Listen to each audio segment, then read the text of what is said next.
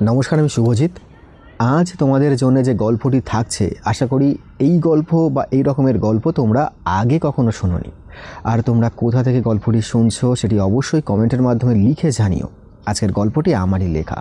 তাহলে শুরু করা যাক আমাদের আজকের গল্প, গোপাল ও ডাকাতিয়া গাছ।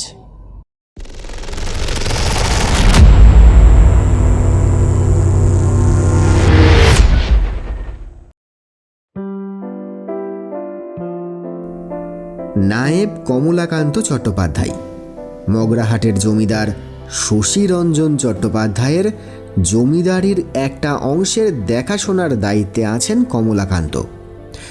নিজস্ব জমিজমাও আছে অনেক। বড় বনেদি পরিবার, তার বয়স 50 ছুঁই ছুঁই। জমিদারির রাজস্ব আগে নিজে গিয়ে শশীরঞ্জনের কাছে পৌঁছে দিতেন, কিন্তু গেল 4-5 বছর আর নিজে যান না।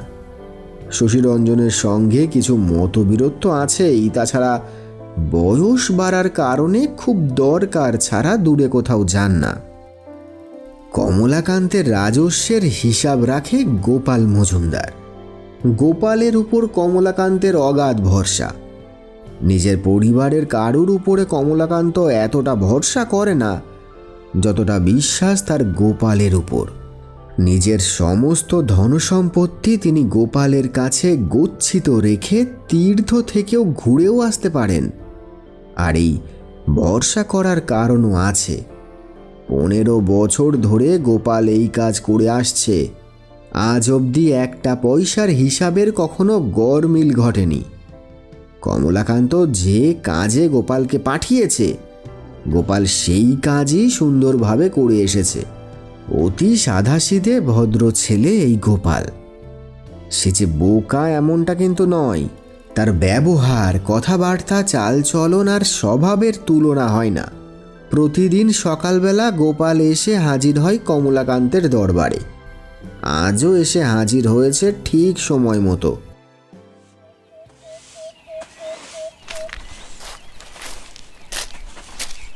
সিংহতোরণ পেরিয়ে যেই উঠানে পা রেখেছে অমনি দেখো দেখো দেখো, কাণ্ড দেখো। বলি শক্তি কপালে নিয়ে চলো। হ্যাঁ, দেখো না, আমি যে উঠোনটা এই মাত্র গোবর দিলাম, এর ভেতর দিয়ে হন্ডন করে হাঁটতে লেগেছ কেন বাপু? একটু দাঁড়ালে কি তোমার ক্ষতি হয়ে যেত খুব? এই সব বলে চেঁচামেচি শুরু করে দিল কমলাকান্তের পিসি গঙ্গাবতী। গোপাল অতি বিনয়ের সুরে বলল, আগে গঙ্গা দিদি আমি লক্ষ্য করিনি, একটু অন্যমনস্ক ছিলাম কি না? হ্যাঁ, তুমি অন্যমনস্কই থাকো। কমল যে কি করে তোমার উপরে ভরসা করে তা ভগবানই জানে। কমলাকান্ত বাইরের ঘরেই বসেছিলেন। চেঁচামেচি শুনে বাইরে বেরিয়ে এসে তিনি বললেন,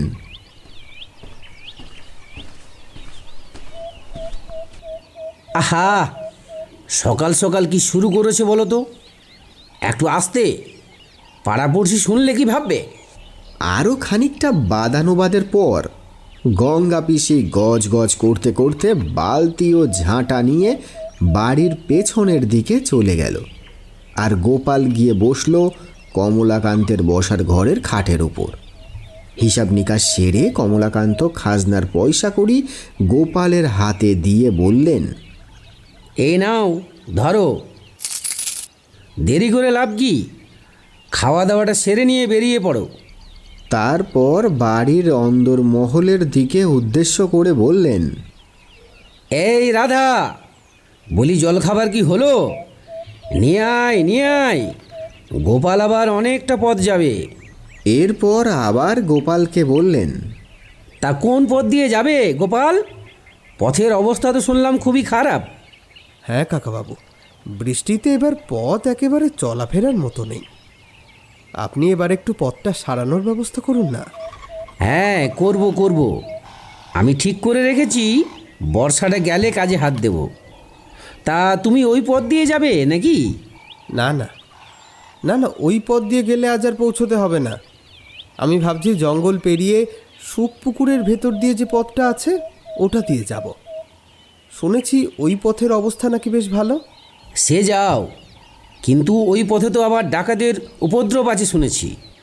সে থাকুক কাকাবাবু, ডাকাতরা আমার আর কী বা করবে, আর যাচ্ছি তো দিনে মানে। দেখো, যেটা ভালো বোঝো করো। তুমি থাকতে আমার কোনো চিন্তা নেই। তুমি চাইলে কিন্তু ঘোড়াটা নিয়ে যেতে পারো। না না, ঘোড়া আমি চালাতে পারি না, খুব ভয় করে আমার। বেশ কয়েকবার চেষ্টা করেছি বটে, তো আমার দ্বারা হয় না কাকাবাবু। নায়েব মশাইয়ের বাড়িতে জল খাবার খেয়ে গোপাল বেরিয়ে পড়ল শশীরঞ্জনের বাড়ির উদ্দেশ্যে। গ্রামের ভিতর দিয়ে যাবার সময় গোপালের বাবার বন্ধু বদ্রীনাথ জ্যাঠার সঙ্গে দেখা হয়ে গেল গোপালের। গোপালকে দেখে বদ্রীনাথ বললেন, কোথায় চললে গোপাল? আগে জ্যাঠামশাই, এই ভাসান পোতার দিকে যাচ্ছি, জমিদার বাড়ি। ও, তাই এই পথ দিয়ে যাচ্ছ? ওই পথের অবস্থা তো জানেনই, এদিক থেকে গেলে তাড়াতাড়ি পৌঁছানো যাবে এই আর কি। তোমার সাহস বলি হারি, জঙ্গলের রাস্তা দিয়ে একা একা যাবে? তারপর একটু থেমে বললেন, যাগ্গে, সাবধানে যাও। আর ওই ডাকাত গাছতলা আছে না, ডাকাত গাছতলায় ভুল করেও তাড়াবে না। পারলি ওখানে কিছু একটা খাবার রেখে দিয়েছেও, তাতে সারা রাস্তায় তোমার কোনো বিপদ আপদ হবে না। আচ্ছা জ্যাঠামশাই, তাহলে আমি চলি। হ্যাঁ, যাও যাও, দুর্গা দুর্গা।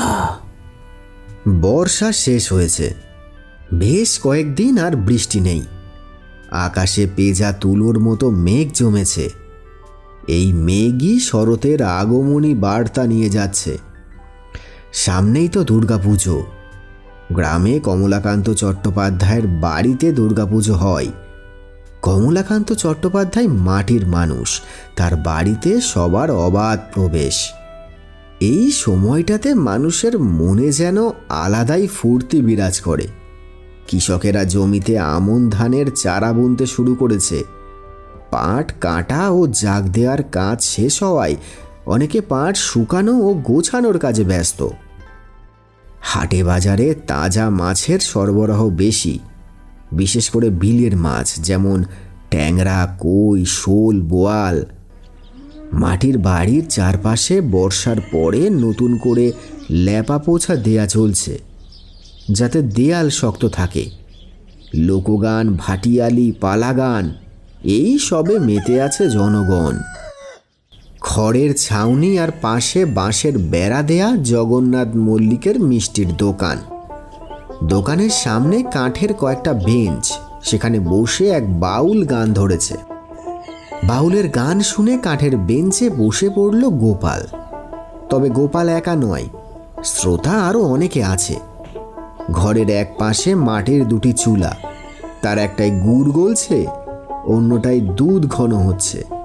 সাদা ধুতি পরা, মাথায় গামছা বাঁধা দোকানের মালিক জগন্নাথ গোপালকে দেখে একগাল হেসে বললে, আরে গোপাল যে, অনেক দিন পর এলে, বসো বসো। তবে গোপাল সে কথার উত্তর না দিয়ে একগাল হেসে বলল, দই আছে? সবে বসালাম ভাই, এখনো জমেনি। ও, তাহলে দুটো ছানার সন্দেশ দাও দেখি। শাল পাতায় করে মিষ্টি দিয়ে গেল জগন্নাথ। মিষ্টি খেতে খেতে বাউলকে উদ্দেশ্য করে গোপাল বলল, আহা হা হা, আহা, খুড়ো মশাই খাসা গাইলেন। এক কাজ করেন, দুর্গাপুজোর সময় নায়েব মশাইয়ের বাড়িতে আসুন, ভালো বকশিস পাবেন। সেই বাউল একটু হেসে বলল, কখন কোথায় থাকি তার কি কোনো ঠিক আছে বাবা? কোথায় নিবাস আপনার? নিবাস? ও, আমি থাকি ওই ভাসান পোতায়। ও তাই নাকি? আমি তো ওই দিকেই যাচ্ছি। জমিদার বাড়ির দিকে যাচ্ছ তো? হ্যাঁ হ্যাঁ হ্যাঁ, আপনি কি করে বুঝলেন? আপনারে আমি ওই গায়ে আগে দেখেছি। আপনার নাম তো গোপাল। হ্যাঁ ঠিক বলেছেন, আমি গোপাল। আচ্ছা, আপনি কোন পথ দিয়ে এলেন? আমি তো জঙ্গলের পথেই এলাম। কোনো সমস্যা নেই তো ওই পথে? না না, আমি ফকির মানুষ, আমার আর কিসের সমস্যা হবে? পাশে বসা রফিক মিয়া এতক্ষণ চুপ করে এদের কথা শুনছিল। এবার বলল, তুমি কোন পথে যাবে হে গপু? আগে ওই জঙ্গলের পথ দিয়েই যাব চাচা। ও, তা সাবধানে যেও। এখন তো আর তেমন ভয়ের কিছু শুনি না। এই কথা শুনে জগন্নাথ দোকান থেকে বেরিয়ে এসে বললে, কি ভয়ের কিছু শোনোনি? সেদিন নাকি গোবিন্দর ছোট ছেলেকে ডাকাতে তাড়া করছিল। রফিক মিয়া বলল, ওসব বাজে কথা। আমি শুনেছি কোনো কিছুর আওয়াজ শুনে দৌড় লাগিয়েছে, পিছনে ফিরেও দেখেনি কি ছিল। আরে তুমি জানো না, একদল লোক ছিল পিছনে, ধরতে পারিনি তাই রক্ষে। না না, ওসব বাজে কথা। আমি তো বেশ কয়েকবার গেছি।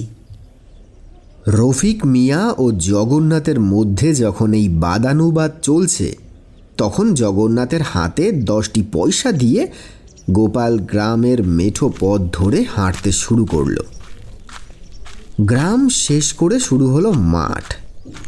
মেঠো পথ ধরে খানিকটা হাঁটার পর দূর থেকে আওয়াজ ভেসে এলো, ও গোপাল দাদা, ও গোপাল দাদা, দাঁড়াও একটু। গোপাল দেখল নিত্যানন্দ বলদ দিয়ে জমি চাষ করতে করতে ডাকছে। গোপাল ডাক শুনে দাঁড়ালো। নিত্যানন্দ গোপালের থেকে বয়সে বড় হলেও গোপালকে ভালোবেসে দাদা বলে ডাকে। নিত্যানন্দ দৌড়াতে দৌড়াতে এলো।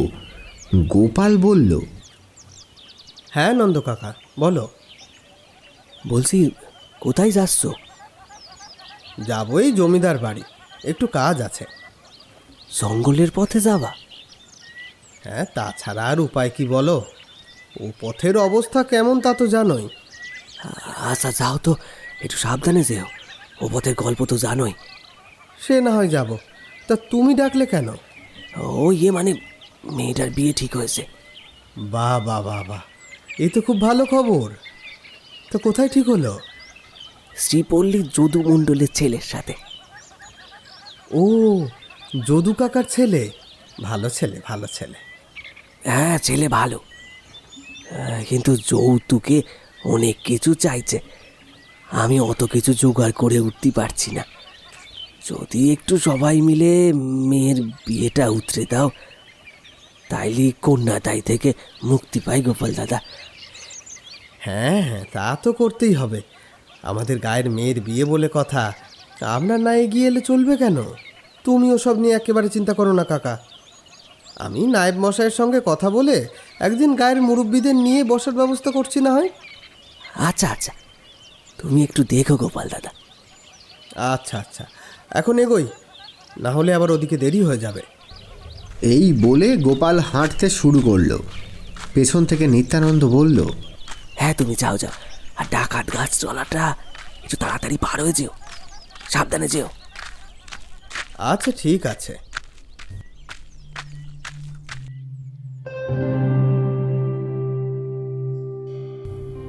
মাঠের শেষের দিক থেকে জঙ্গলের রাস্তা শুরু হলো। বর্ষার জল শুকিয়ে গিয়ে জঙ্গলের পথটি এবার খানিকটা শক্ত হয়েছে, তবে জায়গায় জায়গায় ভেজা মাটি এখনো চাপ দিলে নরম শব্দ তোলে। দুপাশে উঁচু গাছ, শাল, সেগুন, গামারি আর ঘন ঝোপঝাড়। গাছের ফাঁক দিয়ে সূর্যের আলো পড়ে রাস্তার ধুলো মাটির ওপর ছায়ার ছোপ ছোপ নকশা এঁকে রেখেছে। পথটি বেশি চওড়া নয়, একটানা সামনে এগিয়ে গেছে, যেন অজানা গভীরতার দিকে। জায়গায় জায়গায় পুরনো লতাগুল্ম পথের উপরে ঝুলে আছে। কোথাও দূরে কোনো অদৃশ্য পাখি ডেকে ওঠে, তীক্ষ্ণ লম্বা সুর। আর কাছে ঝোপ থেকে মাঝে মাঝে ঝিঝি পোকার ক্ষীণ শব্দ ভেসে আসে। বাতাসে ভেজা মাটির গন্ধ, তার সাথে কাঁচা পাতার তাজা সুবাস। এই নিস্তব্ধ পথ ধরে হাঁটছে গোপাল। তার পরনে মলিন ধুতি, নতুন ফতুয়া, কাঁধে গামছা। পায়ের নিচে শুকনো পাতার মচমচে শব্দ প্রতিটি পদক্ষেপে জঙ্গলের নীরবতা ভেঙে দেয়। তার হাতে বাঁশের লাঠি, সেটা কাজে লাগে কখনো ঝোপ সরাতে, আবার কখনো অজানা প্রাণীর শব্দে সতর্ক হতে। পথের দুপাশের ছায়া রোদে দুলে দুলে পথটিকে যেন জীবন্ত করে তুলেছে। কখনো দূরে হরিণের দৌড়ের ক্ষীণ শব্দ, কখনো বানরের ডালে চঞ্চলতা। এইরকম হালকা শব্দে জঙ্গল আরও মায়াবী হয়ে যায়। পথের একপাশে সরু খাল, বর্ষার জল এখনো পুরো নামেনি। তার শান্ত বাহমানতায় আলো পড়ে রূপালি দাগ তুলে রেখেছে। গোপাল একটু থেমে খালের দিকে তাকায়, তারপর আরও দ্রুত পা বাড়ায়। তবে পথের দিকে তাকালে বোঝা যায় এই পথে গরুর গাড়ি, ঘোড়ার গাড়ি যাওয়া আসার চিহ্ন রয়েছে। আসলে ওই পথ বন্ধ হওয়ায় সবাই এই পথই ব্যবহার করছে। বেশ খানিকক্ষণ হয়ে গেল গোপাল জঙ্গলের ভেতর দিয়ে হাঁটছে, কিন্তু একটা কথা গোপালের মাথায় বারবার ঘুরছে। সেই ডাকাতের গাছ কোনটা, এটা তো গোপাল জানে না। সবাই যে বারবার বলে দিল ডাকাতের গাছটা তাড়াতাড়ি পার হতে, কিন্তু সেই গাছটা যে কোনটা তা গোপাল চিনবে কি করে? এই ভাবতে ভাবতে গোপাল হাঁটছে। এবার একটু বিশ্রাম নেওয়া দরকার। অনেকটা পথ হেঁটে ফেলেছে গোপাল। আসলে সামনের জায়গাটা দেখে গোপালের বিশ্রাম নেয়ার চিন্তাটা মাথায় এলো। জঙ্গলটা এখানে বেশ পাতলা, পাশে একটা বড় গাছ রয়েছে। চারপাশে গাছপালা থাকলেও মাঝামাঝি জায়গাটা যেন একটু ফাঁকা। আকাশের আলো পরিষ্কারভাবে মাটিতে নেমে এসেছে। বড় গাছটির সামনে রয়েছে একটি ছোট গাছ। গাছটির বয়স খুব বেশি নয়, তার পাতাগুলো ঘন, কিন্তু ডালপালা ততটা বিস্তৃত নয়। যেন বড় গাছের ছায়াতলে দাঁড়িয়ে থাকা নীরব একজন সঙ্গী। গোপাল ছোট গাছটাতে হেলান দিয়ে মাটিতে বসল।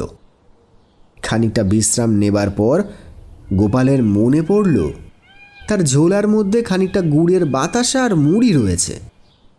এক মুঠো মুড়ি মুখে দিয়ে খানিকটা বাতাসা কামড়িয়ে গোপাল আশেপাশটা দেখতে লাগলো। সামনের গাছটা বেশ সুন্দর, কিন্তু কি গাছ এটা? বেশ পুরনো গাছ, অনেক মোটা এর গুড়ি, বেশ উঁচু। ও, এটা তো ছাতিম গাছ। আর কয়দিন পরেই এই গাছে ফুল ফুটবে। সন্ধ্যার পর তার গন্ধ বহু দূর ছড়িয়ে যাবে। নায়েব মশাই তো জঙ্গল ভালোবাসে, ওনাকে একবার এখানে নিয়ে আসা যেতেই পারে। এই জায়গাটা বেশ সুন্দর, কিন্তু সেই ডাকাত গাছতলা কোনটা? হয়তো পেছনে রেখে এসেছি।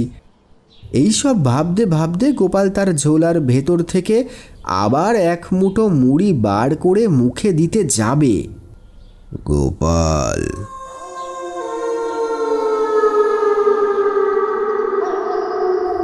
কেউ যেন তার নাম ধরে ডাকল। শুনেই গোপাল চমকে উঠল। সে পরিষ্কার শুনেছে তার নাম ধরে কেউ ডেকেছে, কিন্তু এই জঙ্গলে তাকে কে চেনে? আর চোখের সামনে তো কেউ নেই। গোপাল এদিকে ওদিকে দেখছে, তখন আবার সেই ডাক, গোপাল। গোপাল বেশ ভয় পেয়ে বলল, আগে আগে কে আপনি, আর কোথায় বা আছেন? তোর সামনেই আছি। গোপাল ওর সামনের দিকে ভালো করে তাকালো, উঁকি ঝুঁকি দিল, কিন্তু সামনে কেউ নেই, শুধু ওই ছাতিম গাছটা।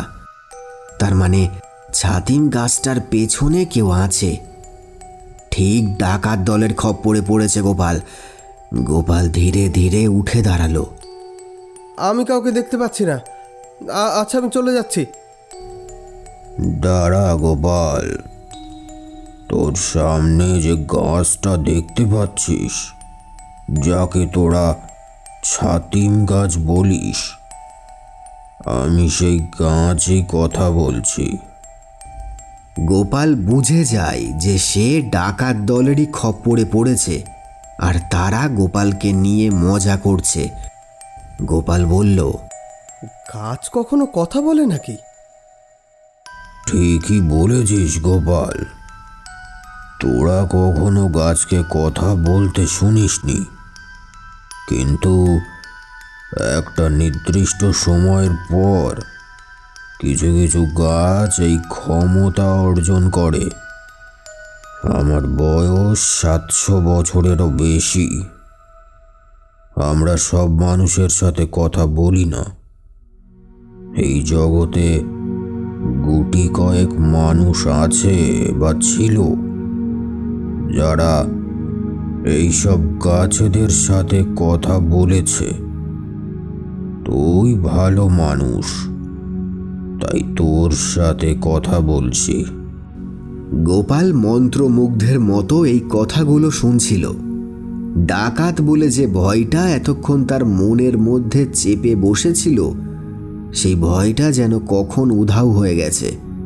গোপাল বলল, আমি যে ভালো মানুষ সেটা আপনি জানলেন কি করে? আমি তোর 14 গোষ্ঠীর খবর জানি হে গোপাল। তোর বাবার নাম জগবন্ধু, তোর দাদুর নাম তিলকচন্দ্র, তার বাবার নাম কৃষ্ণপদ, তার বাবার নাম দুলাল চন্দ্র। কি ঠিক বলছি তো? আগে ঠিকই বলছেন, তবে কৃষ্ণপদর আগে আর কারো নাম আমি জানি না। কিন্তু আপনি এত কিছু জানলেন কি করে? গাছটি হেসে বলল,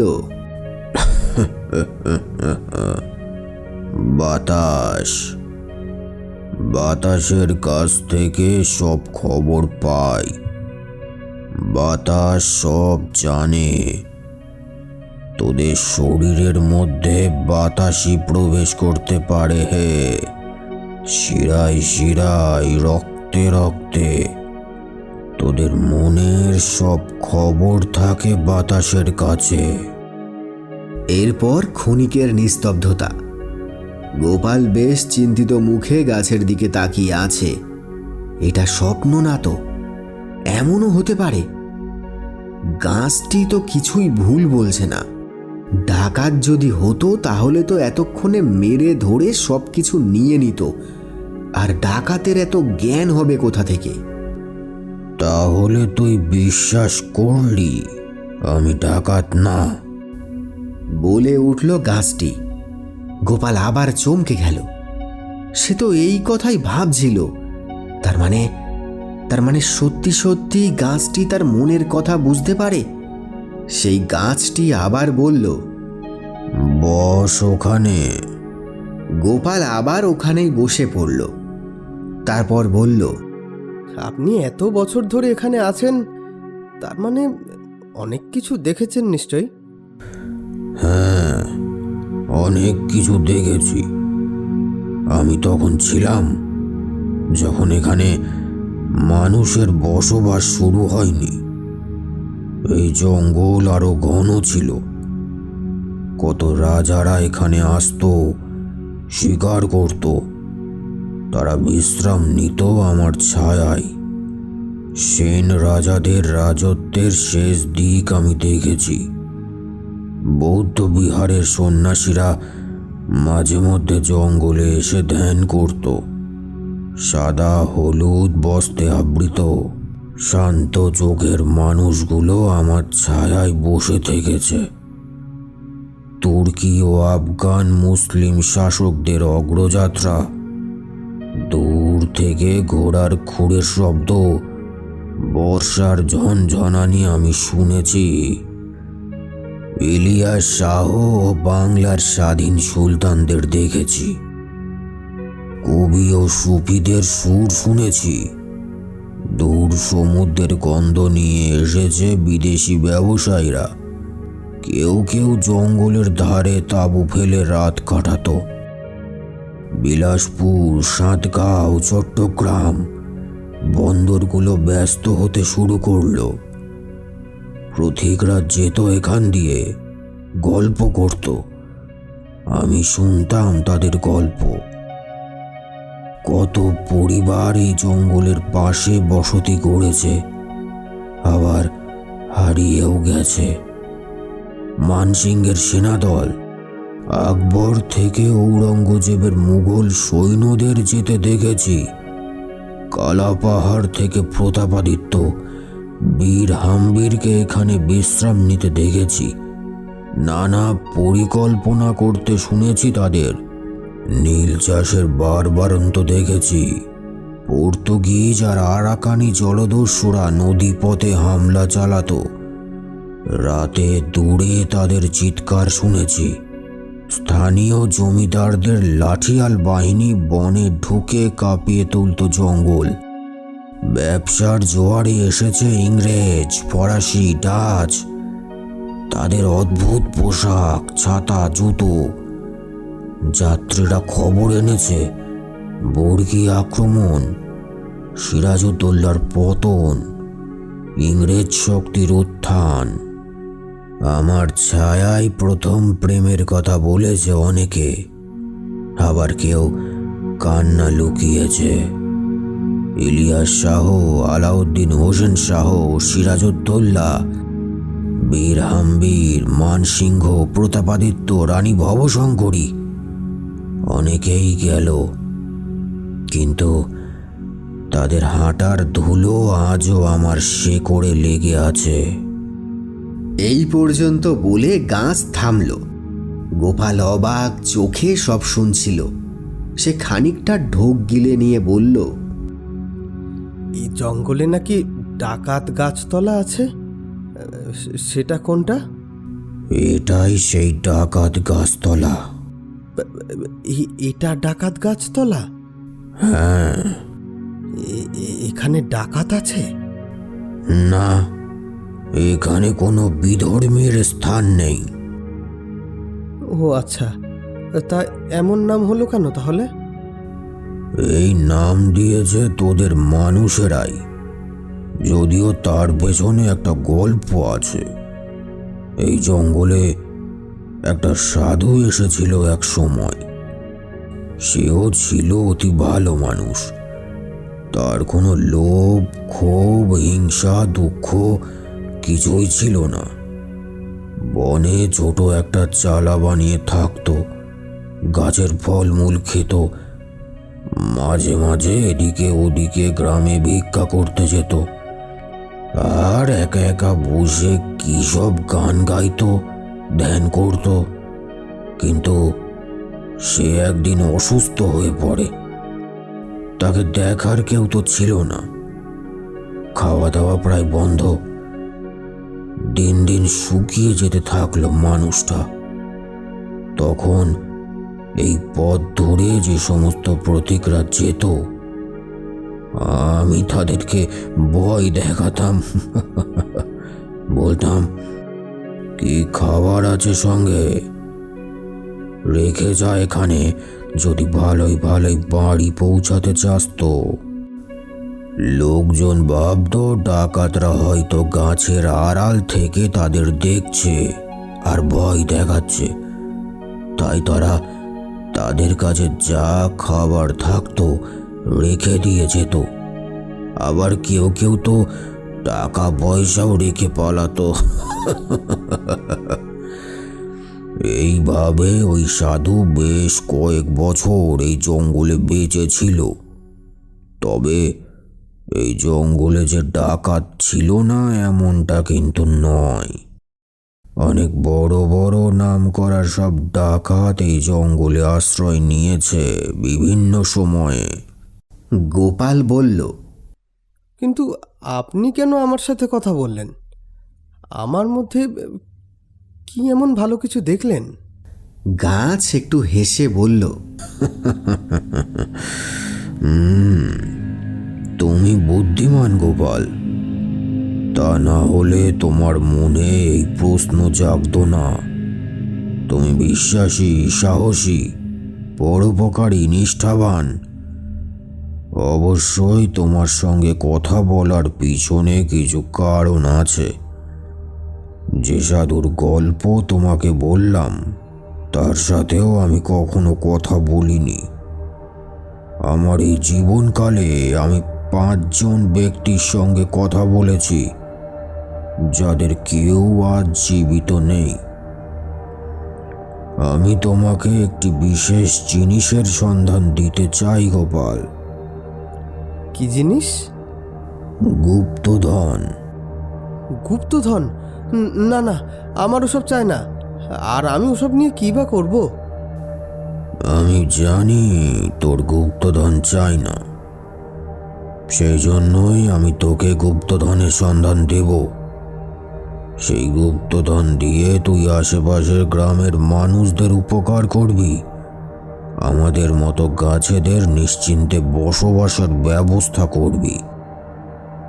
যে জমিদার বাড়িতে তুই যাচ্ছিস আর যে নায়েবের কাছে তুই থাকিস, তারা কেউ ভালো মানুষ নয় গোপাল। তারা ধূর্ত, চালাক। তাদের আসল রূপ তুই জানলে আর কখনো তাদের ধারে কাছে যাবি না। তুই কি জানিস তোর নায়েব মশাইয়ের আরও একটা ভাই ছিল? হ্যাঁ জানি তো, সে তো অনেক বছর আগের কথা। তিনি তো অনেক আগে নিরুদ্দেশ হয়ে গিয়েছিলেন শুনেছি। হঠাৎ আপনি তার কথা বলছেন কেন? সে নিরুদ্দেশ হয়নি গোপাল, তাকে খুন করা হয়েছিল। খুন? হ্যাঁ, খুন। গোপালের ভ্রু দুটো কুঁচকে গেল। সে বলল, কারা করলো? আর কেনই বা করলো এমন পাপ কাজ? কারা করলো সে আমি তোকে বলবো না, তবে কেন করলো সেটা আমি তোকে বলবো। তার কাছে অনেক ধনসম্পত্তি ছিল, আর সেই ধনসম্পদের জন্যই তাকে খুন করা হয়। এই জঙ্গলেই এখনো তার দেহের কিছু অংশ পড়ে আছে জঙ্গলের ভেতরে, আর তার ধনসম্পত্তিও আছে জঙ্গলের মধ্যে। তবে সে ধনসম্পত্তি কোথায় আছে তা আমি তোকে এখন বলছি না। ওই ব্যক্তির অতৃপ্ত আত্মা এই জঙ্গলের মধ্যে এখনো ঘুরে বেড়ায়। তুই ওই ব্যক্তির শেষকৃত্য যদি করে উঠতে পারিস, তবে আমি তোকে তার সম্পত্তির ঠিকানা দেব, এবং সেই ধনসম্পত্তি দিয়ে তুই হয়ে উঠবি গোটা 12 গায়ের জমিদার। গোটা গায়ের লোক তোকে মানে। তোকেই এই দায়িত্ব নিতে হবে গোপাল। কিন্তু মানে তার সম্পত্তিতে নায়েব মশাইয়ের অধিকার আছে তো? ওই সম্পত্তি আর অধিকারের জন্যই তো মানুষটা মারা গেছে গোপাল। গোপাল বেশ চিন্তিতভাবে বলল, তার মানে আপনি বলতে চাইছেন নায়েব মশাই তাকে মেরে ফেলেছে? আমি কিছু বলতে চাইছি না, সেটা তুই খুঁজে বার করবি।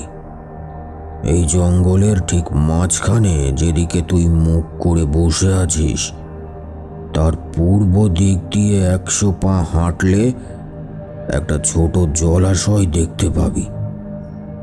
সেই জলাশয়ের জল শুকিয়ে যাবে গ্রীষ্মকাল আসলেই, আর সেই সময় তুই সেই ব্যক্তির দেহের অবশিষ্ট অংশ নিয়ে গিয়ে তার শেষকৃত্য সম্পন্ন করে দিবি। সেই সময় ছাতিম গাছের একটা ফল এসে পড়ল গোপালের পায়ের কাছে। গোপাল অবাক হয়ে গাছের দিকে তাকালো। এখন তো ছাতিম গাছের ফল হয় না, তাহলে এটা কি করে এলো? তখন গাছ আবার বলল, এত ভাবিস না, এই ফলটা আমি তোকে দিলাম। এটা নিয়ে গিয়ে তোর জমিতে লাগাবি। মনে করবি এটা আমি সব সময় তোর পাশে থাকব। গোপাল ফলটা তার ঝোলার মধ্যে রাখল। গোপাল বেশ চিন্তিত, কি বলবে বুঝতে পারছে না। এই দায়িত্ব কি তার নেওয়া উচিত না সেটাও তার মাথায় ঢুকছে না। তখন গোপালের মনে হলো কেউ যেন পেছন থেকে গোপালকে ডাকছে, কিন্তু কোনো কারণে গোপাল সেই ডাকের উত্তর কিছুতেই দিতে পারছে না। গোপাল কাকা, ও গোপাল কাকা! সেই সময় জঙ্গলের পথ দিয়ে গরুর গাড়ি নিয়ে যাচ্ছিল গোপালের গ্রামের একটি ছেলে। সে দেখে গোপাল একটা গাছে হেলান দিয়ে ঘুমাচ্ছে। এই জঙ্গলের মধ্যে গোপালকে একা একা ঘুমাতে দেখে সে গরুর গাড়ি থামিয়ে গোপালের কাছে এসে তাকে ডাকতে থাকে। গোপাল কাকা, ও গোপাল কাকা! গায়ে হাত দিয়ে ডাকতেই গোপাল ধর্মর করে উঠে বসে। হ্যাঁ হ্যাঁ হ্যাঁ, কে কে? ও শিবু, তুই এখানে? হ্যাঁ, আমি গায়ে গেছিলাম বেশ কয়েকদিন আগে, আজ ফিরতেছি। দেখি একটা লোক এখানে গাছে হেলান দিয়ে ঘুমাইতেছে। কাছে আসতে বুঝলাম যে তুমি। তা তুমি এই অবেলায় এখানে ঘুমাইতেছো কেন? ও ইয়ে মানে, আমি তো যাচ্ছিলাম জমিদার বাড়ি, তাই পথে একটু জিরিয়ে নেওয়ার জন্য বসেছিলাম এখানে। তা এটা কি কোনো জিরিয়ে নেওয়ার জায়গা গোপাল কাকা? এই ডাকাত গাছতলায় তুমি একা বসে আছো? তোমার কি ভয় টয় লাগে না নাকি? হ্যাঁ, এটা ডাকাত গাছতলা? গোপাল কিছুক্ষণের জন্য অন্যমনস্ক হয়ে যায়। সে ভাবে এতক্ষণ সে এখানে বসে স্বপ্ন দেখছিল।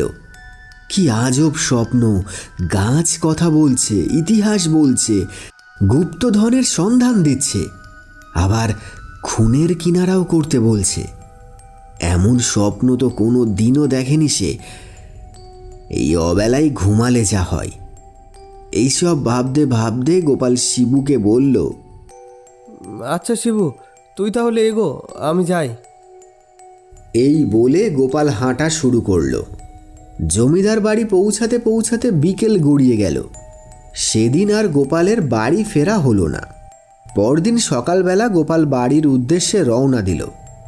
পথে কিছু পথিক দলের সঙ্গে দেখা হওয়ায় গোপাল তাদের সঙ্গে গ্রামে ফিরে এলো। আসার পথে বউ ও মেয়ের জন্য শাড়ি নিয়ে এসেছিল। সামনেই দুর্গাপুজো। শাড়িগুলো তার ঝোলার মধ্যে ছিল। বাড়ি ফিরে ঝোলা থেকে শাড়ি বার করতে গিয়ে গোপালের হঠাৎ চোখ পড়ল তার ঝোলার মধ্যে কিছু একটা রয়েছে। হাত দিয়ে বার করে দেখে সেটা একটা ফল।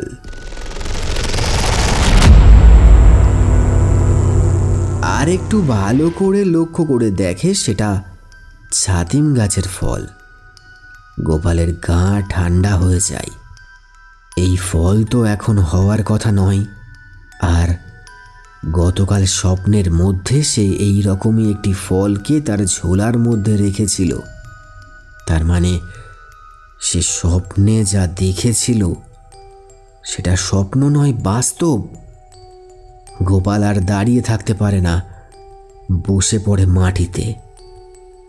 এতক্ষণ সে ভুলে গেছিল সেই স্বপ্নের কথা। আবার একটু একটু করে তার সব মনে পড়ে গেল। গোপাল ফলটিকে তার জমির এক প্রান্তে পুঁতে দিল আর ঠিক করল গ্রীষ্মকাল এলে সে জঙ্গলের ভিতরে যাবে, ওই জলাশয়ে যেখানে নায়েব মশাইয়ের ভাইয়ের দেহাবশেষ পড়ে আছে। নমস্কার, আমি শুভজিৎ। গল্পটি তোমাদের কেমন লাগলো সেটি অবশ্যই কমেন্টের মাধ্যমে তোমরা জানাতে পারো। আর যদি সত্যি এরকম হতো যে গাছেরা কথা বলতে পারতো, তাহলে কি হতো তোমাদের মতামত জানিও। আর গল্পটি যদি ভালো লেগে থাকে তাহলে একটা লাইক করে দিও, এবং তোমাদের বাড়িতে যদি কোনো স্টুডেন্ট বা বাচ্চারা থেকে থাকে তাদেরকে গল্পটা শোনার জন্য শেয়ার করে দিও। দেখা হবে খুব তাড়াতাড়ি আবার একটা নতুন ভিডিওর সাথে। ভালো থেকো, সুস্থ থেকো এবং ক্রিয়েটিভ সোলের সাথে থেকো। আর হ্যাঁ, যারা নতুন তারা অবশ্যই চ্যানেলটিকে সাবস্ক্রাইব করে দিও। Thank you.